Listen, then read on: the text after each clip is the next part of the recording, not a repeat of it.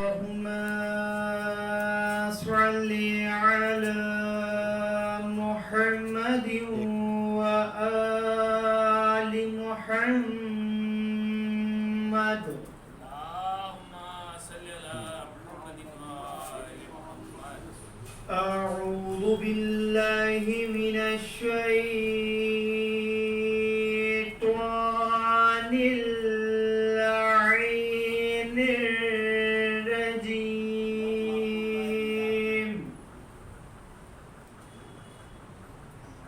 بسم الله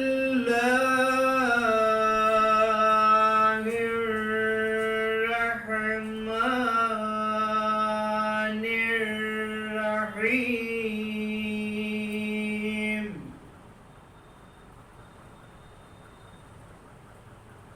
قد أفلح المؤمنون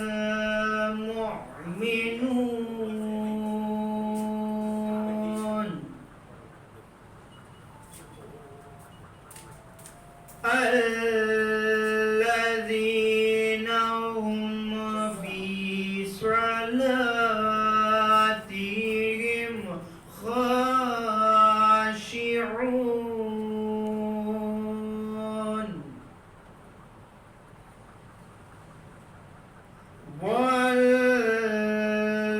والذين هم عن اللغو معرضون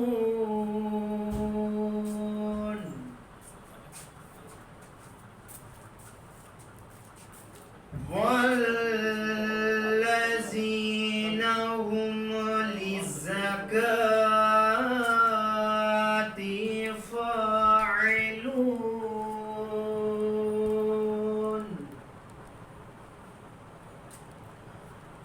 والذين هم لفروجهم حافظون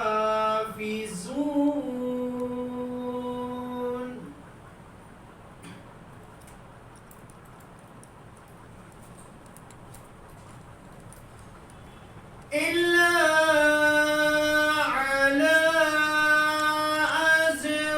أزواجهم أو ما ملكت أيمانهم فإنهم غير ملومين.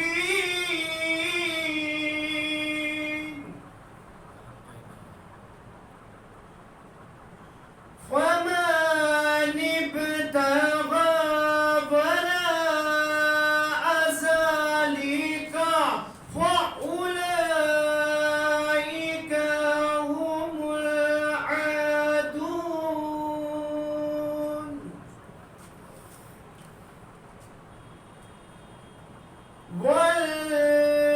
والذين هم لأماناتهم وعهدهم راعون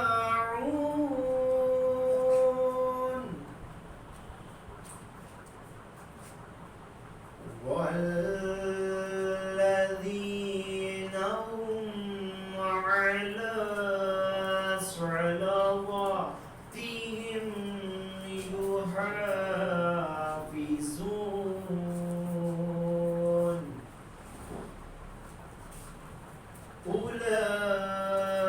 أولئك هم الوارثون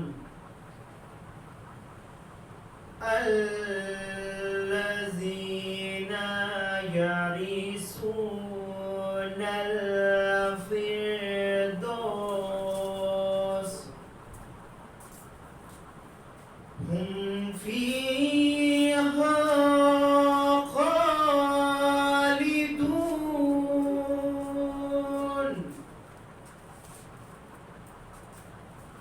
ولقد خلقنا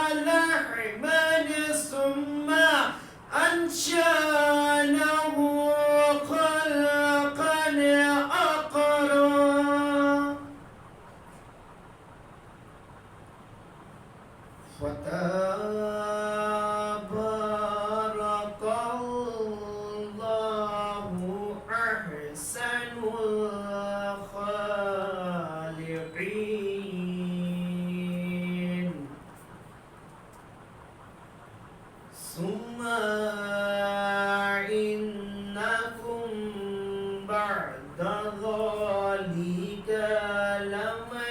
لميتون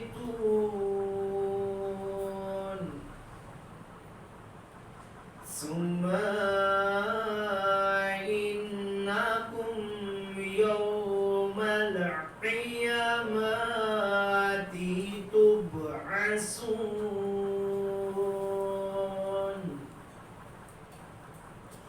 ولقد خلقنا فوقكم سبع طرائق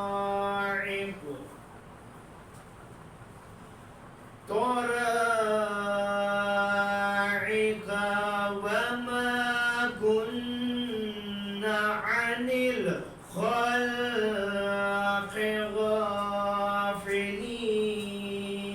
غافلين صدق الله العلي العظيم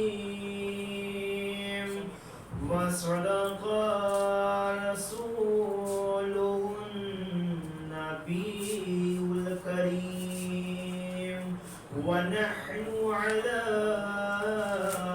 ذلك من الشاهدين ربنا تقبل منا إنك أنت السميع العليم اللهم صل على محمد وآل محمد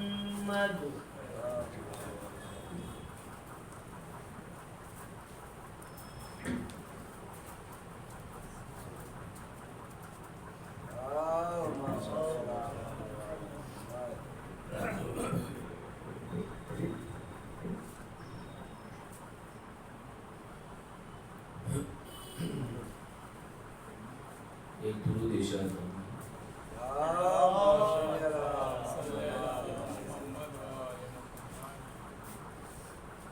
زمانہ تو مشکل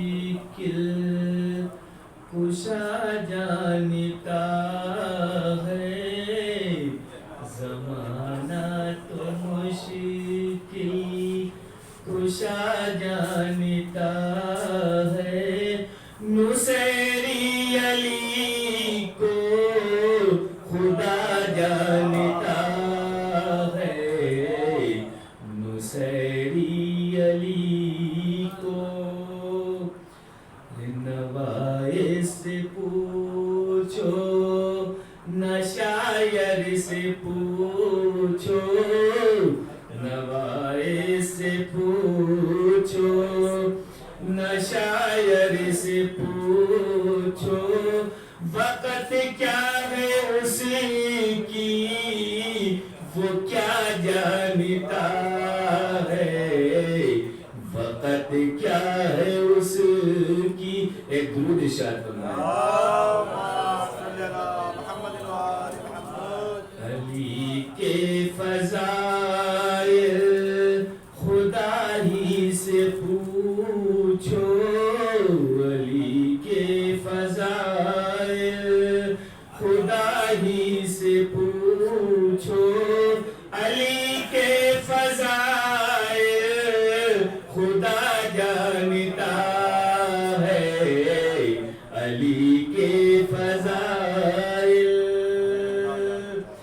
دعائیں خدا سے وسیلہ علی کا دعائیں خدا سے وسیلہ علی کا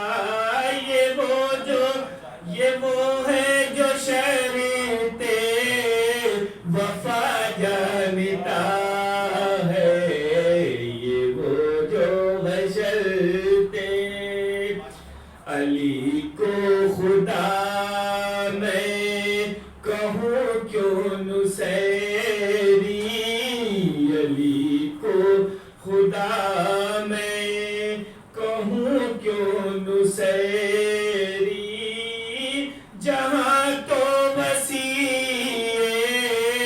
خدا جانتا ہے جہاں تو وسیع علی کے گھرانے کے بچے سے پوچھو علی کے گھرانے کے بچے سے پوچھو کہ وہ موت کا ذائقہ جانتا ہے کہ وہ موت کا ہماری نظر میں وہ انسان ہے جو ہماری نظر میں وہ انسان ہے جو مدینہ نجف کر بلا جانتا ہے مدینہ نجف وہ کیسے ہٹے چھوڑ کر در علی کا وہ کیسے ہٹے چھوڑ کر در علی کا وہ نقصان اور فائدہ جانتا ہے وہ نقصان اور لبوں پر ہے نادے علی ورد جیسی کے لبوں پر ہے نادے علی ورد جیسی کے وہی مشکلوں کی سزا جانتا ہے وہی مشکلوں کی ایک درود ارشاد فرمائیں کہاں موت ہے اور کہاں زندگی ہے کہاں موت ہے اور کہاں زندگی ہے یہ حر کا تھا جو فیصلہ جانتا ہے یہ حر کا تھا جو علی کی ولایت مٹے نہ مٹے گی علی کی ولایت مٹے نہ مٹے گی یہ وہ سچ ہے جو کبریا جانتا ہے کہ وہ سچ ہے جو رئیس و قمر جو علی کا محب ہے ایک درود ارشاد فرمائیں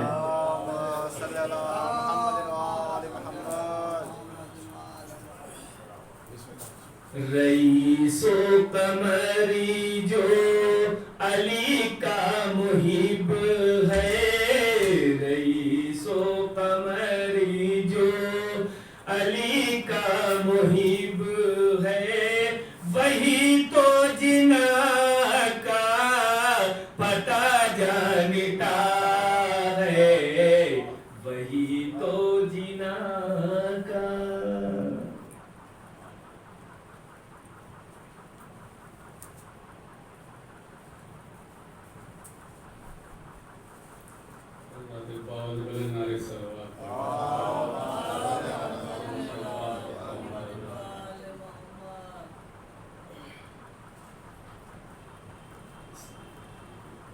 سوچتا ہوں کہ علم اٹھائیں گے عباس کا قیامت تک علم اٹھائیں گے عباس کا قیامت تک رہے گی یاد ہمیں کربلا قیامت تک علم اٹھائیں گے عباس کا قیامت تک رہے گی یاد ہمیں کربلا قیامت تک تو کسی نے پوچھا یہ غم کب تلک مناؤ گے کسی نے پوچھا یہ غم کب تلک مناؤ گے زباں سے نکلا یہ بے ساختہ قیامت تک کسی نے پوچھا یہ غم کب تلک مناؤ گے زباں سے نکلا یہ بے ساختہ قیامت تک تو یہ ایک بھائی نے بھائی سے کر لیا وعدہ یہ ایک بھائی نے بھائی سے کر لیا وعدہ، علم کے ساتھ رہے تعزیہ قیامت تک۔ یہ ایک بھائی نے بھائی سے کر لیا وعدہ،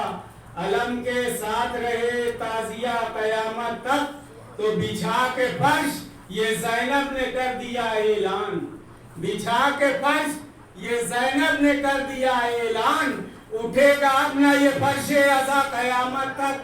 بچھا کے فرش یہ زینب نے کر دیا اعلان، اٹھے گا اپنا یہ فرش عزا قیامت تک۔ تو ظفر کے حق میں ہے کیا خوب جانتے ہیں حسین، ظفر کے حق میں ہے کیا خوب جانتے ہیں حسین، ہمارا فرض ہے کرنا دعا قیامت تک۔ ظفر کے حق میں ہے کیا خوب جانتے ہیں حسین، ہمارا فرض ہے کرنا دعا قیامت تک۔ مؤدبانہ گزارش کی جاتی ہے خطیب عالم گانلی جناب مولانا جعفر عباس صاحب قبلہ سے کہ وہ منبر پر تشریف لائیں اور مجلس کو خطاب کریں۔ نعرہ صلوات۔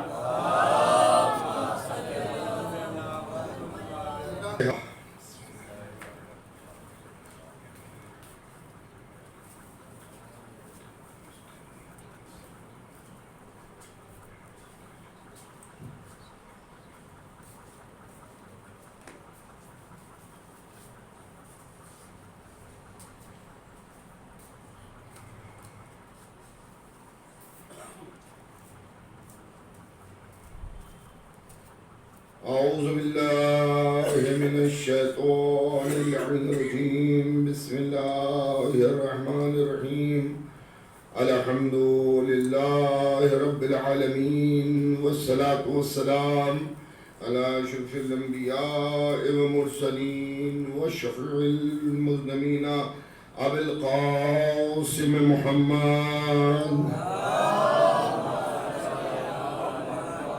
وآل بيته الطيبين الطاهرين المعصومين المظلومين من يومنا هذا إلى قيام يوم الدين. أما بعد فقد قال الله سبحانه تبارك وتعالى وقول الحق بسم الله الرحمن الرحيم يا أيها الذين آمنوا أطيعوا الله وأطيعوا الرسول وأولي الأمر منكم صلوات بھیجیے گا۔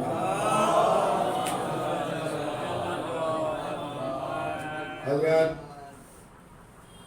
جیسا کہ آپ کے علم میں ہے کہ آج کی شب کل کا دن اس اعتبار سے بڑا ہی غمگین دن ہے، شب ہے کہ ہمارے اور آپ کے ساتویں امام موسیٰ ابن جعفر امام موسیٰ کاظم علیہ السلام کی شہادت کی شب ہے اور کل کا دن شہادت کا دن ہے۔ اس مناسبت سے میں اپنی طرف سے اور آپ علیکم السلام آپ سب کی طرف سے امام ولی علیہ السلام کی بارگاہ میں فرصہ اور تعزیت پیش کرتے ہیں۔ میں اپنی طرف سے آپ سبھی حضرات کی خدمت میں بالخصوص جو سادات تشریف فرما ہیں ان کی خدمت میں اور ان میں بھی بالخصوص جو موسوی سادات تشریف فرما ہیں میری آواز کو سن رہے ہیں ان کی خدمت میں شب شہادت امام موسیٰ کاظم علیہ السلام کا فرصہ پیش کرتا ہوں۔ حضرات، میں نے جس آیت کریمہ کو اس مجلس میں عنوان بیان قرار دیا اس میں ارشاد رب العزت ہو رہا ہے صاحبان ایمان کو خطاب کر کے کہ یہ ایمان لانے والوں، اللہ کی اطاعت کرو، اس کے رسول کی اطاعت کرو اور صاحبان اولی الامر کا اتباع اور ان کی پیروی کرو۔ میں اس سلسلے میں آپ کی خدمت میں ایک بات عرض کرتا رہتا ہوں کہ اللہ کو سبھی جانتے ہیں، رسول اللہ کا سبھی کلمہ پڑھتے ہیں، اولی الامر کے اوپر بحث ہے کہ وہ کون ہے۔ حقیقت حال یہ ہے کہ اولی الامر سے مراد حضور ختم مرتبت کے معصوم جانشین ہیں، جس میں ہمارے 12 امام اور صدیقہ طاہرہ حضرت فاطمہ زہرا سلام اللہ، ان کی اطاعت اللہ اور رسول کی اطاعت کی طرح سے ہر مسلمان کے اوپر فرض ہے کہ وہ ان کی اطاعت کرے، ان کے حکم کو مانے، ان کے بتائے ہوئے راستے پر چلے، ان کی ہاں پہ ہاں کرے اور ان کی نہیں پر نہیں کرے۔ اور اس سلسلے میں آپ کی خدمت میں عرض کر دوں کہ انسان معصوم کے حکم پر اپنی عقل کو نہ لگائے، اس لیے کہ یہ معصوم ہیں اور یہ وہ ہیں کہ جن کی عقل تک پہنچنا ہماری عقلوں کے بس میں نہیں ہے۔ یہ وہی ہیں کہ جنہیں اللہ نے عقل کہہ کے بھی خطاب کیا، جیسا کہ حضور ختمی مرتبت نے ارشاد فرمایا کہ اللہ نے سب سے پہلے عقل کو خلق کیا اور پھر ارشاد فرمایا کہ سب سے پہلے میرے نور کو خلق کیا، اور میرا اور علی کا نور ایک ہی نور ہے۔ جس طرح سے کسی ایک شخص کے 2 نام ہوں، اسی طرح سے یہ 2 حدیثیں ایک ہی کے لیے ہیں، اور وہ ہیں محمد و آل محمد۔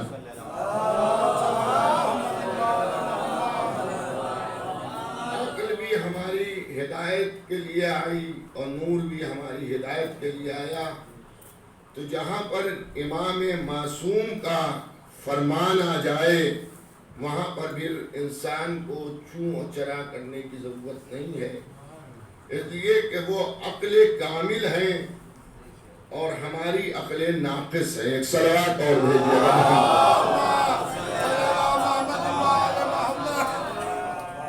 جو معصوم ارشاد فرما دیں وہی پتھر کی لکیر ہے، اور اسی پر عمل کرنا اللہ اور رسول اور اولی امر کا اتباع ہے۔ میں آپ کی خدمت میں ایک مثال عرض کر دوں، ایک واقعہ مثال کے طور پر پیش کر دوں، جیسا کہ میں نے عرض کیا کہ جہاں کے اوپر ان کا فرمان آ جائے پھر وہاں کے اوپر ہمیں یہ نہیں سوچنا ہے کہ یہ کریں یا نہ کریں، یا زمانہ کیا کہے گا اور زمانہ کیا کر رہا ہے۔ آپ جانتے ہیں کہ نماز کے لیے وضو کا کرنا ضروری ہے، اگر وضو غلط ہو جائے تو نماز غلط ہے، اور نماز اگر غلط ہو جائے تو ایک واجب رکن جو ہے وہ ہم سے چھوٹ گیا اور غلط ہو گیا۔ تو اس لیے ضروری ہے کہ انسان نماز کو ادا کرے، اور نماز کو ادا کرنے کے لیے ضروری ہے کہ وہ وضو کرے۔ آپ نے ایک نام سنا ہوگا علی ابن یقطین کا۔ علی ابن یقطین امام موسیٰ ابن جعفر علیہ السلام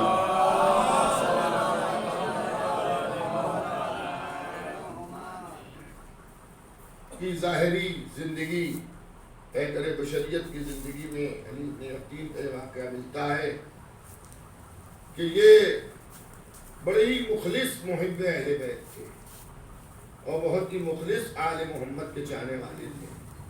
دیکھیے اس دور کے، میں بزرگوں کے لیے نہیں، وہ جانتے ہیں، لیکن نوجوانوں کے لیے اور چھوٹے بچوں کے لیے اور بھائیوں کے لیے یہ عرض کروں گا کہ جو مخلص آل محمد کے چاہنے والے، آل محمد کے عہد میں گزرے ہیں، ان کی سیرت پر اور ان کے کردار پر ہمیں نظر رکھنا چاہیے۔ جن کے عمل سے آل محمد راضی تھے تو ہم آل محمد جیسے تو نہیں بن سکتے۔ اگر کوئی یہ دعویٰ کرے کہ ہم علی جیسے ہو گئے، ہم حسن جیسے ہو گئے، ہم حسین جیسے ہو گئے، تو وہ دنیا کا سب سے بڑا جھوٹا ہے۔ نہ علی جیسا کوئی ہو سکتا ہے، نہ امام حسن جیسا کوئی ہو سکتا ہے، نہ امام حسین جیسا کوئی ہو سکتا ہے۔ کسی بھی امام کا جیسا کوئی نہیں ہو سکتا. ہاں امام کا مطیع و فرما بردار بن سکتا ہے. صلوات بھیجیے گا.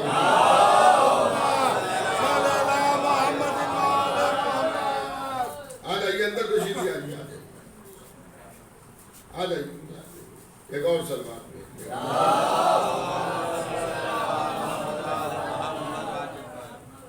ایک اور صلوات بھیج دیجیے.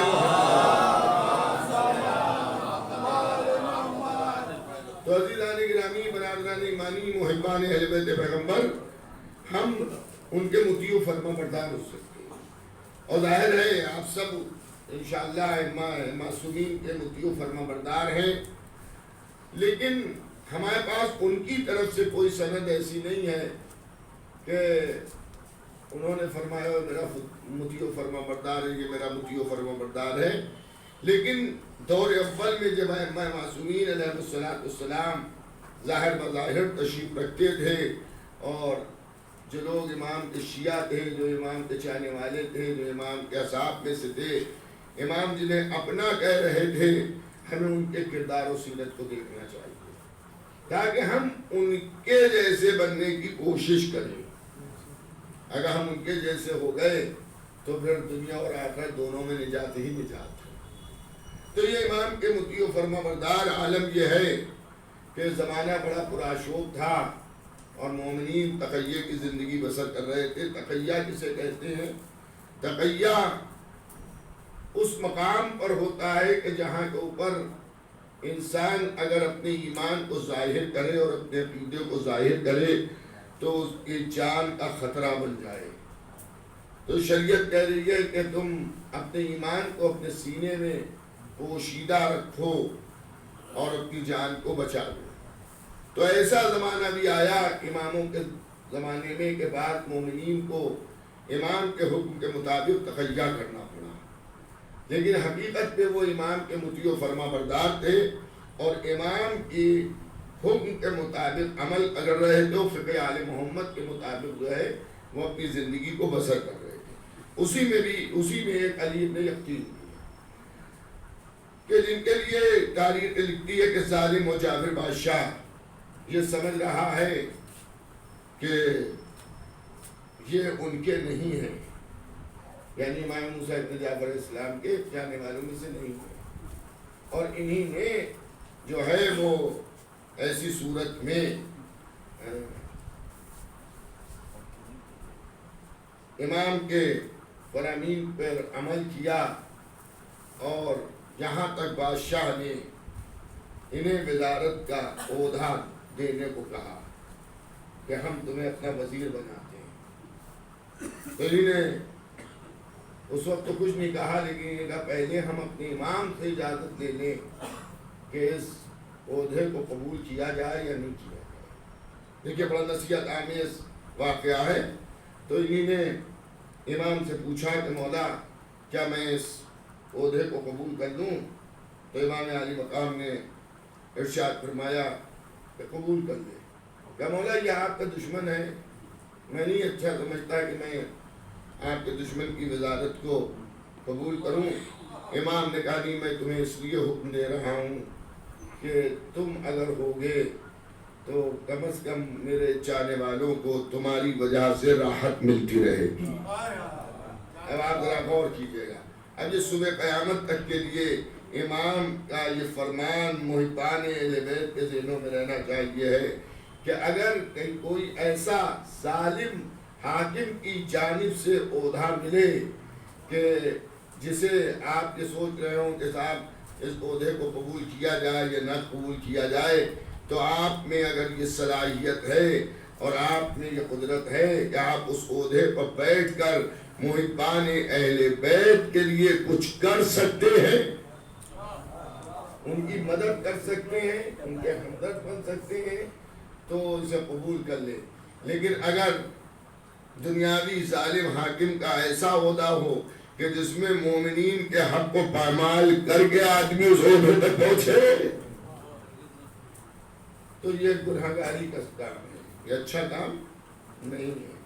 بہرحال انہوں نے امام کے حکم کے مطابق اسے قبول کر لیا، لیکن چند چیزیں ایسی ہوتی ہیں کہ جو چھٹی نہیں. جیسے خوشبو، یہ چھپائی نہیں جا سکتی، خوشبو بھی محسوس ہو جاتی ہے.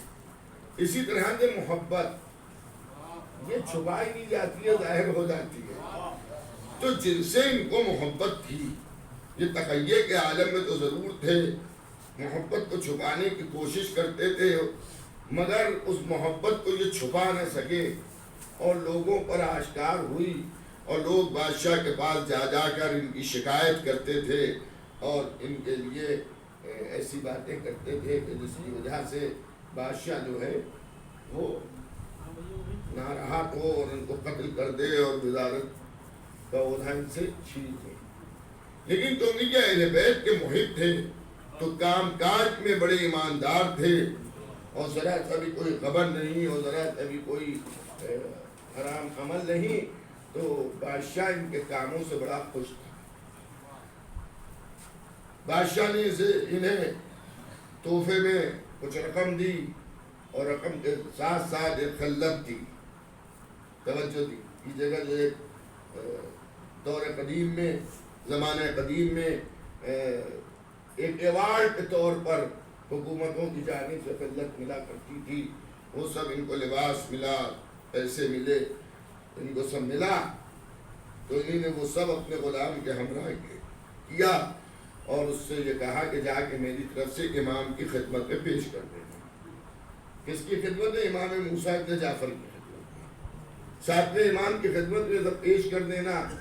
امام نے وہ سب دیکھا، سب قبول کیا، مگر وہ جو شاہانہ لباس تھا اسے یہ کہہ کے واپس کر دیا کہ ان قریب یہ لباس تیری جان کو بچائے گا، اسے تو اپنے پاس رکھ لے. توجہ کیجیے گا، اسے تو اپنے پاس رکھ لے. اسے بھی یاد رکھیے گا کہ اگر انسان حقیقت میں آل محمد کی سیرت کا عمل کر رہا ہو تو وہ یہ نہ سوچے کہ امام اس سے غافل ہے. امام اس کی مدد کرتے ہیں اور امام اس کی حفاظت کرتے ہیں. ادھر غلام واپس آیا کہ امام نے اور چیزوں کو قبول فرمایا اور یہ لباس یہ کہہ کے واپس کیا کہ اس سے کہہ دینا کہ اسے اپنے پاس رکھے. ان قریب اللہ اس لباس کے ذریعے اس کی حفاظت کرے گا. توجہ کیجیے گا، یہاں بادشاہ کے پاس مخبری ہو رہی ہے اور لوگ چغل خوری کر رہے ہیں اور معاملہ یہ ہو رہا ہے کہ یہ جو ہیں یہ آل محمد کے دیوانے ہیں اور یہ آل محمد کے چاہنے والے ہیں. اور یہاں تک معاملہ پہنچا کہ لوگوں نے یہ بھی کہہ دیا کہ جو تو نے انہیں خلت دی تھی وہ بھی انہی نے موسیٰ ابن جعفر کے حوالے کر دی ہے. تو عزیزان گرامی یہ تو انسانی فطرت ہے. آپ مجھے کوئی تحفہ دیں اور میں کسی کو دے دوں تو آپ کو یہ ہوگا کہ مولانا کو میری محبت کی قدر نہیں ہے، میں نے انہیں تحفہ دیا اور انہی نے دوسرے کو دے دیا. تو عزیزان گرامی لوگوں نے یہاں تک کہہ دیا کہ امام عالی مقام نے کے پاس وہ انہوں نے خلت دی تھی وہ بھی امام کو انہیں دے دیا، اب ان کے پاس وہ بھی نہیں ہے.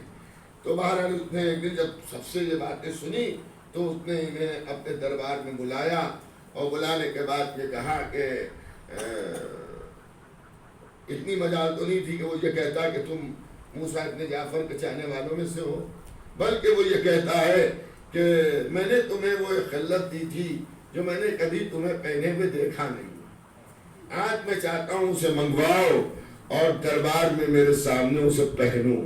توجہ کیجیے گا، انہی نے فوراً غلام کو حکم دیا کہ جا میرے گھر سے وہ خلت لیا جو اس نے مجھے دی تھی.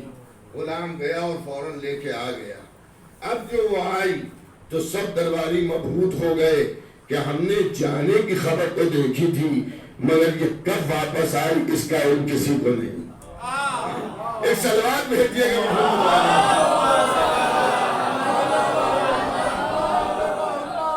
جو ان کو قتل کرانا چاہتا تھا وہ خود قتل ہو گیا، لیکن ابھی بھی بنی عباس جو تھے اور دشمنان آل محمد جو تھے وہ پاس نہیں آئے اور وہ برابر اس سے حاکم سے کہتے رہے کہ دیکھ یہ ہے محب اہل بیت،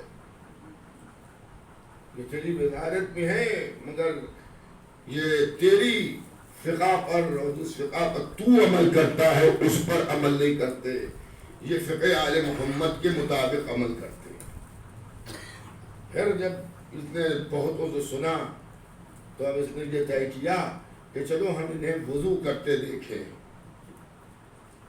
کہ یہ وضو ہماری طرح سے کر رہے ہیں یا یہ فقہ آل محمد کے مطابق کر رہے ہیں. بھائی توجہ کیجئے گا، یہ ہماری طرح سے وضو کر رہے ہیں یا فقہ آل محمد کے مطابق وضو کر رہے ہیں. ادھر سے امام کا پھر حکم آیا، علی ابن یقین اب آج سے میرا حکم تمہیں یہ ہے کہ تم ان کی فقہ پر وضو کرو، یعنی الٹا وضو کرو. سمجھ گیا؟ ان کی فقہ پر عمل کرو. بات کہاں سے شروع ہوئی تھی کہ جب آل محمد کسی کام کے کرنے کا حکم دیں تو اس میں چوڑ چرا کی ضرورت نہیں ہے، جو امام کا حکم ہے اس پر عمل کیجئے. علی ابن یقین حقیقت میں آل محمد کے چاہنے والے تھے. تھوڑا سا ذہن الجھا ضرور کہ صحیح وضو میں کرتا ہوں اور امام فرما رہے کہ ویسا وضو کرو جو فقہ جعفریہ کے نزدیک غلط وضو ہے، ویسا وضو کرو. تو یہ مولا ارشاد فرما رہے بہرحال جو بھی ہو ہمیں امام کا حکم ماننا ہے. اس دن وہ الٹا وضو کرنے لگے.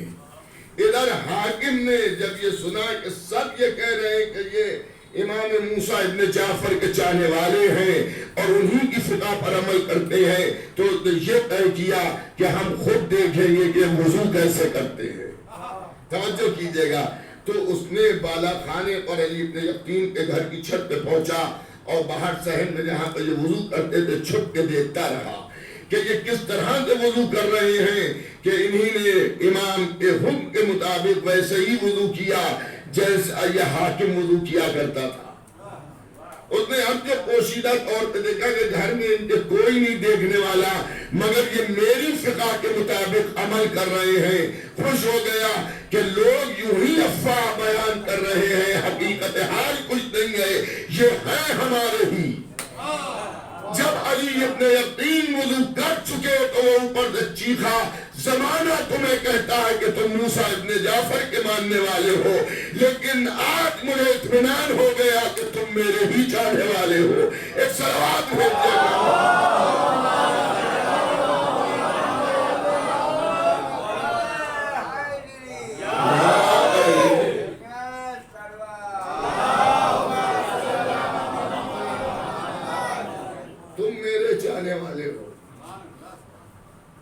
میرے اکراہ سے وضو کرتے ہو. علی ابن یقین کو اب یقین آ گیا کہ امام نے کیوں حکم دیا تھا. جیسے بادشاہ باہر نکلا ویسے قاصد پھر آ گیا کہ علی اب اسی طرح سے وضو کرو جیسے تم کیا کرتے تھے. ہم سمجھے؟ تو جو امام کا حکم ہو اس میں چو چرا کی ضرورت نہیں ہے. اس میں یہ کہہ دے یہ زمانہ تو ایسا نہیں ہے کہ اس زمانے میں اس طرح سے عمل کیا جائے، وہ قدیم زمانہ تھا. جو کبھی کبھی فقہی مسائل پر عمل کرنے میں یہ سب عذر پیش کرتے ہیں نا، نہیں، یہ آپ کے یقین کی کمی ہے، ایمان کی کمزوری ہے. امام قیام کا حکم دے تو قیام کیجئے، امام صلح کا حکم دے تو صلح کیجئے، امام بیٹھ جانے کا حکم دے تو بیٹھ جائیے. انسان اپنے کو جب اطاعت امام میں اس طرح سے منہو کر لے کہ اب زمانہ کچھ کہتا رہے ہمارا امام کیا کہہ رہا ہے، تو پھر وہ ایمان کے درجوں کو پار کرتا جاتا ہے. اور پھر وہ وقت آتا ہے کہ امام یہ فرماتے یہ میرا ہے. ایک صلوات بھیجیے گا.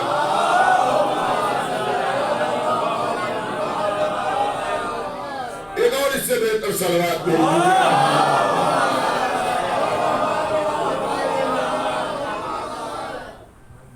حضرات، کیونکہ یہ امام کی شہادت کی مناسبت سے، ساتھ امام کی شہادت کی مناسبت سے مجالس ہے، تو انشاءاللہ ان مجالس میں آپ کی خدمت میں کوشش کروں گا کہ امام ہی کی حالات زندگی کا تذکرہ کیا جائے. کل دن میں بھی 11:30 بجے اسی عزا خانے میں، عزا خانے ام البنین میں مجلس عزا امام کی شہادت کی مناسبت سے منعقد ہوگی. اس میں بھی انشاءاللہ ذکر فضائل و مصائب پڑھنے کا شرف مجھے کو حاصل ہوگا. اور کل رات میں بھی اسی وقت 7:30 بجے تقریباً، کل کیونکہ کثرت مجالس ہے، ہو سکتا ہے کہ دیر سویر ہو جائے، تو بہرحال حضرات وقت تشریف لے آئیے گا. اور جب فرش ادا پر آپ آ کے بیٹھ جاتے ہیں تو اجر آپ کے نامہ اعمال میں چڑھتا رہتا ہے. اور پرسوں بھی ان 3 مجالس میں، جس کی آج پہلی مجلس میں ہم سب بیٹھے ہیں، کل دن کی مجلس اور کل رات کی مجلس میں ذکر فضائل و مصائب پڑھنے کا مجھے کو شرف حاصل ہوگا. اور پرسوں بھی یہاں مجلس عزا اسی مناسبت سے منعقد ہوگی، اس میں بھی آپ سے شرکت کی گزارش ہے اسی وقت 7:30 بجے. تو آپ دیکھیں، ایمان پر ٹھہرنا اور ایمان پر چلنا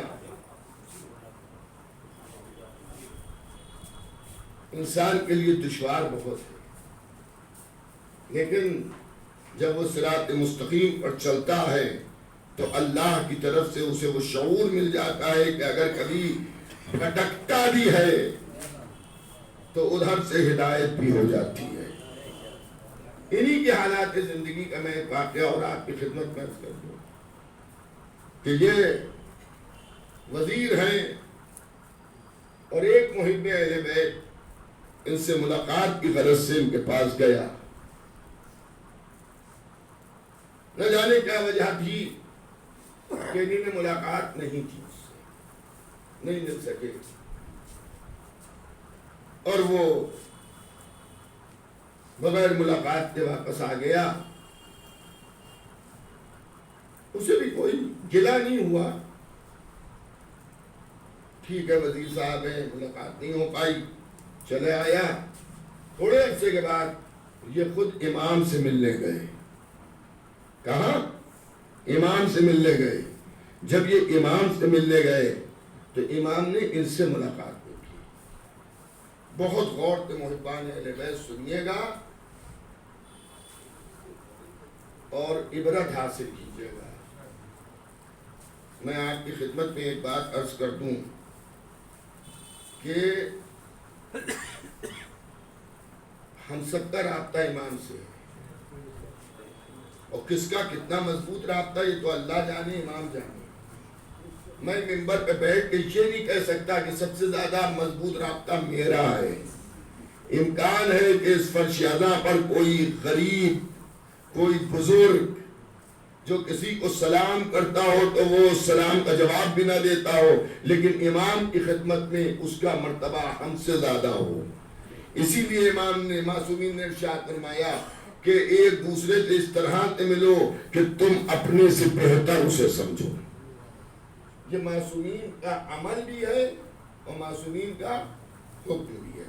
مجھے بہت ہی افسوس ہے اس بات کا کہ ہماری ملت میں بہت سی خوبیاں ہیں ماشاءاللہ، لیکن کچھ عیب ایسے ہیں جو بالکل نہیں ہونا چاہیے. امام اس سے خوش نہیں ہوں گے. میں اپنی تقریر کے ذریعے، میں اپنی تحریر کے ذریعے، میں اپنے بیان کے ذریعے، میں اپنے عمل کے ذریعے اگر مومنین میں اختلاف پیدا کر دوں تو اس سے امام خوش نہیں ہوں گے. اسے آپ پتھر کی لکیر کی طرح سے سمجھ لیجیے. آپ تو اگر میری بات نہ سمجھ میں آ رہی ہو تو آپ خود کتابوں کا مطالعہ کیجئے اور سیرت ائمہ کو پڑھیے اور دیکھیے کہ جو میں کہہ رہا ہوں وہ غلط ہے یا صحیح ہے. عقل بھی اسے کہتی ہے کہ اگر میرے 4 چاہنے والے ہیں تو ان 4 میں اگر اختلاف ہوگا تب میں مضبوط ہوں گا، یا چاروں میں اتحاد ہوگا تب میں مضبوط ہوں گا. اب یہی کہے گی کہ ہم سب ایک ہوں گے تو مضبوطی ہوگی. بڑی بڑی پارٹیاں اسی میں گر جاتی ہیں کہ اگر ان میں اختلاف پیدا ہو جائے. سمجھ گیا؟ ہمیں ایک دوسرے کے ساتھ ہمدردی ہونا چاہیے. ہم اگر کچھ نہیں کر سکتے کسی کے ساتھ تو خوش اخلاقی سے پیش آ جائیں، یہی بہت بڑی چیز ہے. سمجھ رہے ہیں؟ ہم آپ کی مدد پیسے سے نہیں کر سکتے، ہاتھ پیروں سے ہم کوئی مدد نہیں کر سکتے، ہم آپ کو کھانا نہیں کھلا سکتے، ہم آپ کی ضرورتوں کو نہیں پورا کر سکتے، لیکن کم از کم مسکرا کے آپ کو سلام تو کر سکتے ہیں۔ دو جملے آپ کی خیریت کے تو ہم پوچھ سکتے ہیں، بھائی آپ کیسے ہیں؟ خوش اخلاقی بہت بڑی چیز ہے۔ ظاہر ہے ہم سب انسان ہیں تو ہم سب سے غلطیوں کے بھی امکانات ہیں کہ کبھی آپ کا کہا مجھے برا لگ جائے، تو قرآن بھی اعلان کر رہا ہے کہ جو غصے پر قابو پا جائے اور معاف کر دے اللہ اسے دوست رکھتا ہے۔ حرکت کسی مومن نے میرے ساتھ ایسی کی کہ جس پہ مجھے غصہ آ گیا، غصے کا جواب کیا ہوتا ہے؟ انتقام، خوریزی، گالم گلوچ، نقصان پہنچا دینا، لیکن میں نے غصے پہ قابو کیا اور میں نے اہل بیت کا محب سمجھ کے معاف کر دیا، میں اللہ کے دوستوں میں شمار ہو گیا۔ سمجھ آیا؟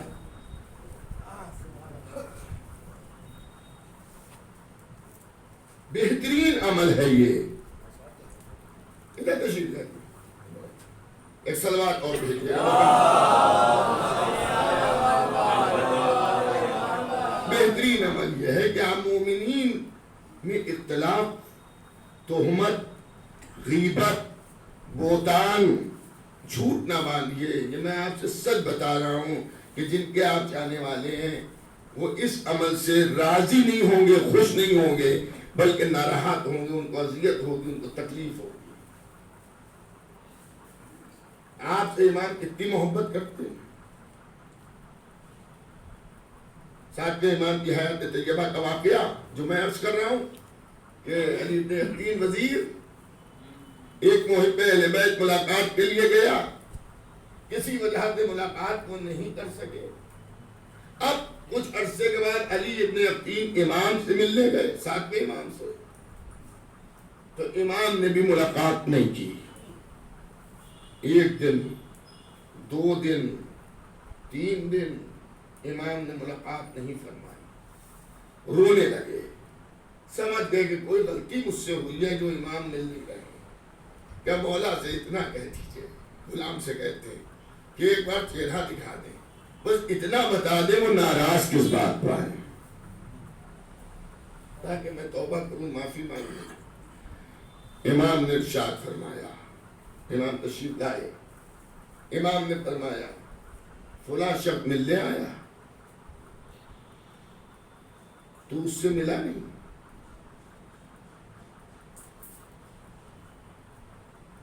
یہ میری ناراضگی کا سبب ہے۔ رونے لگے، مولا میں نے اسے یہ نہیں سمجھا تھا کہ آپ ناراض ہو جائیں گے۔ بھئی ایک غلطی ہوتی ہے جان بوجھ کے آدمی کرتا ہے، ایک غلطی ایسی ہوتی ہے کہ جان بوجھ کے نہیں۔ گاڑی میں چلا رہا تھا، ایک عمل یہ کہ آمدن میں نے آپ کے پیر پہ چڑھا لی، ایک یہ ہے کہ میرا ارادہ نہیں تھا، سامنے سے ایک گاڑی اور آ رہی تھی، میں کچھ بچا ہوا آپ کے پیر پہ چڑھ گئی، تو یہ میں نے جان بوجھ کے نہیں کیا، مگر آپ کو اذیت تو ہوگی، ناراض تو آپ ہوں گے۔ کہ مولا مجھے نہیں معلوم تھا کہ سمجھ سے آپ ناراض ہوں گے، میں ابھی جاؤں گا اس سے خود ملنے کے لیے، میں اس سے معافی مانگ لوں گا۔ امام نے کہا دیکھ،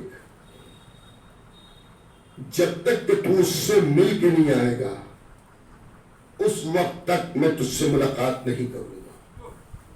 رونے لگے کہ مولا میں ابھی چلا جاؤں گا، آپ کی زیارت ہو جائے، آپ راضی ہو جائیں، آپ کی قدم بوسی کر لوں،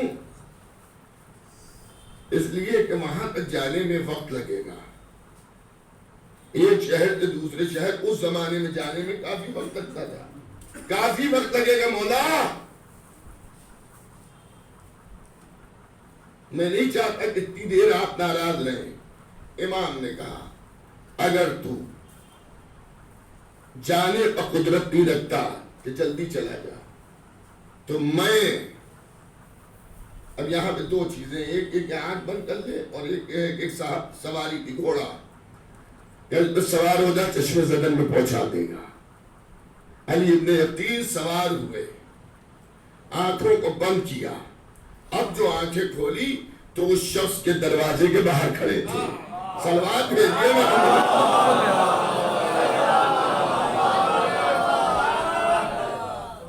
دیکھیں گناہگار ہے, امام ناراحت ہے اس سے, لیکن توبہ کا خواستگار ہے. تو امام نے کیسا معجزہ دکھا دیا. یہ پہنچے, جب کوئی بات کیا وہ باہر نکلا, چوک گیا. جس سے میں ملنے گیا تو مجھ سے نہیں ملا, اور سب وہ میرے طرف ڈر گیا, ہاتھوں کو جوڑ لیا. کہا نہیں بھائی ہاتھ نہ جوڑ, مجھے معاف کر دے. ارے آپ کی کون سی غلطی ہوئی؟ ہم بھی اگر کسی وزیر یا کسی عہدیدار سے ملنے جائے وہ نہ ملے, ہو سکتا ہے تھوڑی دیر افسوس ہو, لیکن کوئی زیادہ ذہن پہ پریشر نہیں آئے گا. ٹھیک ہے وہ ایسے منصب پہ نہیں ملا, کیا کرے, کیا کس بات کی ناراض, کیا تو میرے گھر آیا تھا, میں اس سے نہیں ملا, اور تجھے معلوم ہے میرے اس عمل سے میرے زمانے کا امام یعنی ساتویں امام ناراض تھے مجھ سے, اور مجھے معاف کر دے. اس نے کہا بھائی معافی کا کوئی وہی نہیں ہے, کہ نہیں معاف کر دے. اس نے کہا میں نے معاف کیا, میرے رب نے معاف کیا, میرے امام نے معاف کیا. خوش ہو گیا. لیکن دیکھیں کیسا مطیع و فرما بردار تھا. جو لوگ پہلے سے گفتگو کو سن رہے ہیں انہیں معلوم ہوگا سلسلہ. ایسا مطیع و فرما بردار کہ بھائی میں سند بھی لے کے جانا چاہتا ہوں کہ تو نے معاف کر دیا.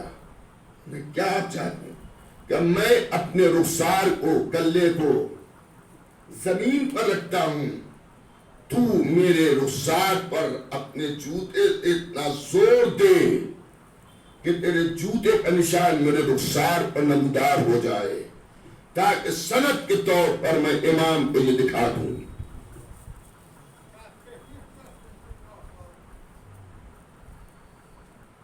اب اگر کسی کے چہرے پہ آپ کسی چیز سے دبائیں اور نشان بن بھی جائے تو بہت دیر نہیں رہے گا, تھوڑی دیر کے بعد زائل ہو جائے گا, ختم ہو جائے گا. لیکن علی ابن یقین کو یقین تھا کہ امام کا معجزہ ہے, نشان ختم نہیں ہو پائے گا, ہم امام کی خدمت پہ پہنچ جائیں گے. اس نے کہا بھائی یہ میں نہیں کر سکتا, وہ بھی محب اہل بیت ہوتا ہے, یہ لپٹ گئے. انہوں نے کہا بغیر اس کے میں جاؤں گا. انہوں نے نہیں بھائی ایسا نہیں. خیر ان کا اصرار بڑھا تو اس نے اپنا پیر رکھا اور زور دیا اور نشان بنا. یہ پھر گھوڑے پر بیٹھے, آنکھوں کو بند کیا. جو آنکھیں کھولی تو کیا دیکھا, امام موسیٰ ابن جعفر استقبال کے لیے کھڑے ہیں.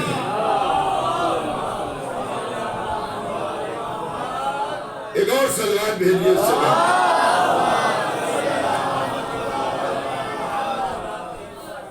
آپ نے دیکھا دیدہ نکلا, امام نے گلے سے لگا. تو امام کہتے ہیں کہ ہمیں محبان اہل بیت میں, ہم میں اور آپ میں ہم دردانہ سلوک ہو. جو لوگ مجھے پہلے سے سنتے چلے آ رہے ہیں ان کو علم ہوگا, میں نے ہمیشہ اس بات پہ زور دیا کہ مومن میں نفرت نہیں ہونا چاہیے, محبت ہونا چاہیے. ارے آپ کے دشمن دنیا میں کم نہیں ہیں, بہت ہیں دشمن, تو ہمیں اپنوں میں دشمنی نہیں پیدا کرنا چاہیے. میں یہ تو نہیں کہوں گا کہ آپ کسی کی تقریر نہ سنیں, کسی کا بیان نہ پڑھیں, یہ آپ کو اختیار ہے. سنیے سب کی, پڑھیے سب کو, مگر اگر کوئی قوم میں اختلاف پیدا کر رہا ہو عمل اس پہ نہ کیجیے. اس لیے کہ آپ سب ایک ہیں.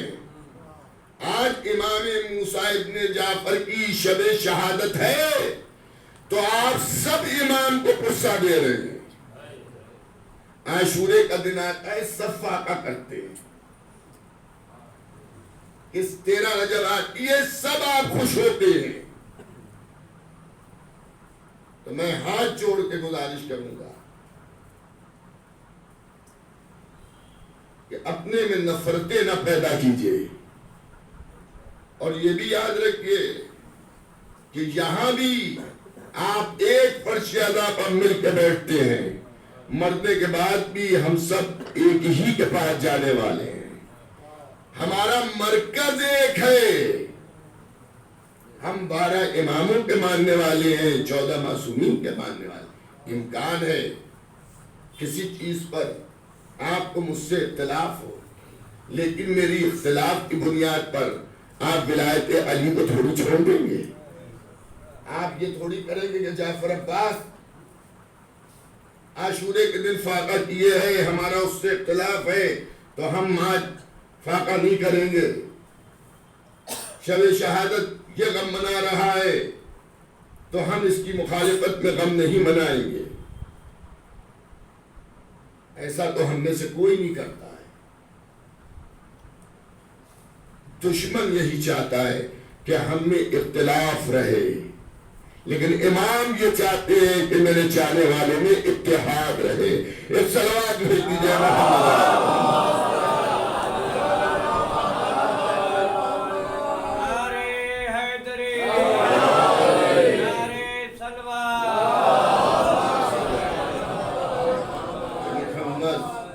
کسی کی کوئی بات بری لگ جائے, امام کی خوشی کے لیے, مولا آپ کی خوشی کے لیے ہم اسے معاف کرتے ہیں, ہم اس سے انتقام نہیں لیں گے. آپ دیکھیے گا قلب میں سکون ہوگا, از غیبی مدد ہوگی.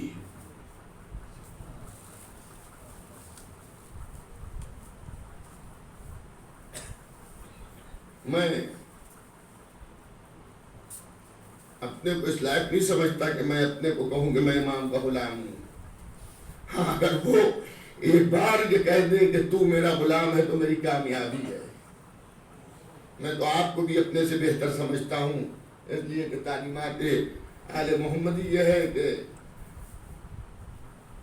ہم آپ کو اپنے سے بہتر سمجھے تاکہ ہم نے آپ نے اور محبت اور کشش پیدا ہو.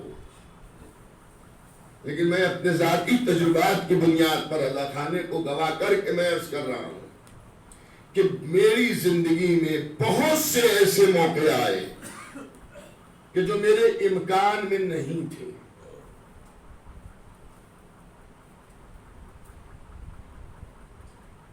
لیکن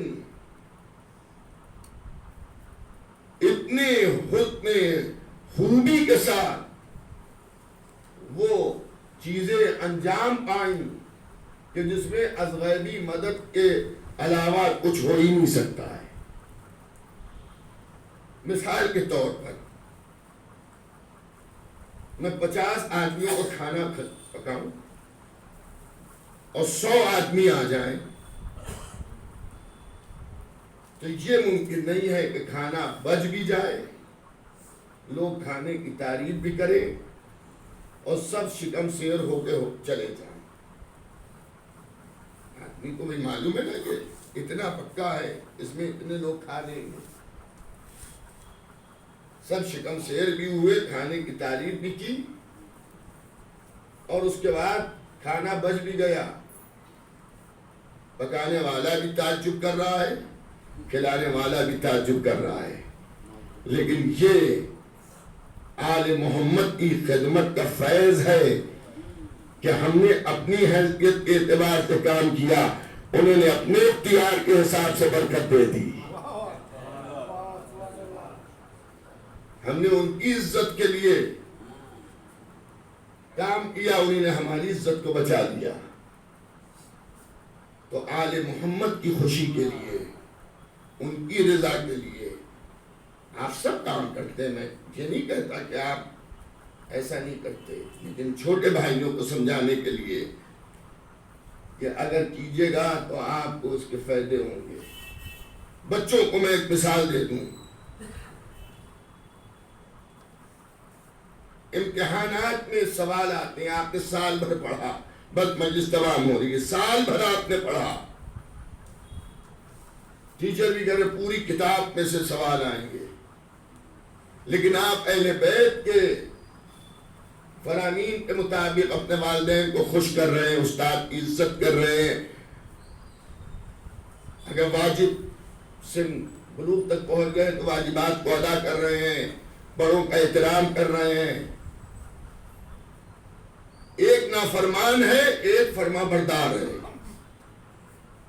پڑھائی میں مثلاً وہ زیادہ تیز ہے، آپ اتنے تیز پڑھائی میں نہیں ہیں، لیکن آپ آل محمد کی رضا کے لیے کبھی کبھی اپنی خوشیوں کو بھی ترک کر دیتے ہیں۔ کرکٹ کھیل رہے تھے، اذان کی آواز آئی، آپ نے بیٹ چھوڑ دیا، احترام اذان ہے، پہلے نماز ہم پڑھ لیں، آپ چلے گئے نماز پڑھنے۔ امتحان کا جب زمانہ آیا آپ کمزور ضرور تھے، لیکن رات میں جب آپ ریویژن کرنے بیٹھے تو آپ نے 10 سوال پوری کتاب میں سے منتخب کر کے اسے حفظ کیا۔ وہ جو اللہ اور رسول کا نافرمان تھا اس نے پوری کتاب کو رات بھر چاٹا، 90 سوال اس نے پڑھ لیے، 10 چھوٹ گئے۔ آپ نے 10 چھوڑے، 10 پڑھے، 90 چھوڑے، 10 پڑھے آپ نے، لیکن جب سوال کا پرچہ آیا تو وہی 10 آ گئے جو رات میں آپ پڑھ کے آئے تھے، اور جو نافرمان تھا اس نے وہی 10 چھوڑ دیے جو پرچے میں آنے والے تھے۔ تو یہ ادھر سے آپ کو صلاحیت ملی آپ کی نیکیوں کی بدولت کہ آپ کی نظر انہی سوالوں پہ گئی جو کل پوچھے جانے والے تھے۔ یہ الہی مدد ہے۔ جاتے تھے روز مثلاً درگاہ، رکشے پہ بیٹھ کر موٹر سائیکل سے غلام حسین کے پل ہوتے کشمیری محلے ہوتے جاتے تھے۔ آج نہ جانے کیا ہوا کہ ایک دم سے گاڑی گھما دی اور کہا ایسا کاظمین جانی دولہ ہوتے ہوئے درگاہ جائیں گے۔ جب وہاں پہنچے کوئی دوست ملا، کیسے آ گئے، کدھر سے آئے؟ آپ نے کہا ہوا کیا؟ ہم کاظمین ہو کے آئے۔ کہا اللہ کا شکر ہے تم روز ادھر سے آتے تھے، آج تم ادھر سے آ گئے، ہم پریشان تھے اسی وقت آتے ہو تم زیارت کے لیے۔ اور وہاں صاحب گولی چل رہی ہے مثلاً، یہ مثال ہے حقیقت نہیں ہے، وہاں فساد ہو گیا۔ آپ نے کہا اللہ نے بچایا، بے شک اللہ نے بچایا، لیکن آپ کی ہوئی نیکیاں تھیں جس کی وجہ سے اللہ نے آپ کی عقل میں ادھر کے بجائے ادھر سے آپ کو بھیج دیا۔ مومنین کو خوش کیجئے، خوش نہیں کر سکتے، خوش اخلاقی سے بول کے خوش کیجئے، وہ بھی خوش ہوگا، اس کے خوش ہونے کی وجہ سے آپ کا امام خوش ہوگا۔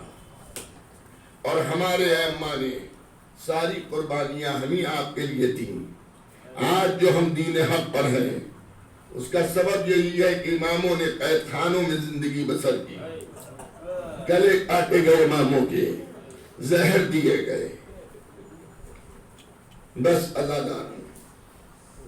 آج جس امام کی شب شہادت، امام موسیٰ ابن جعفر، امام قید خانوں میں رکھے گئے،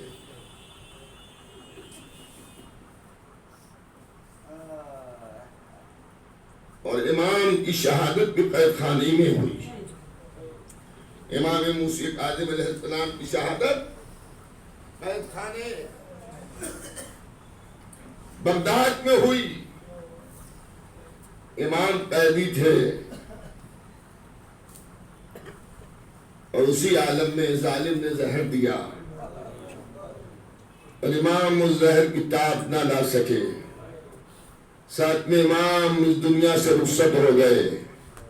اے عزاداروں، اے حسین ابن علی کے ماتم داروں، اے امام موسیٰ ابن جعفر پر رونے والوں، عزاداروں، اس خاندان میں ایک اور بھی قید خانے میں دنیا سے رخصت ہوا، سمجھ گئے نا آپ سکینہ بنت الحسین، اے امام موسیٰ ابن جعفر، آپ کو قید خانے میں زہر دیا گیا، شہادت آپ کی قید خانے میں ہوئی، ہتھکڑیاں بیڑیاں ہاتھوں پیروں میں آپ کے پڑی ہوئی تھی، لیکن مولا آپ کے زخموں میں آپ کا لباس چپکا ہوا نہیں تھا۔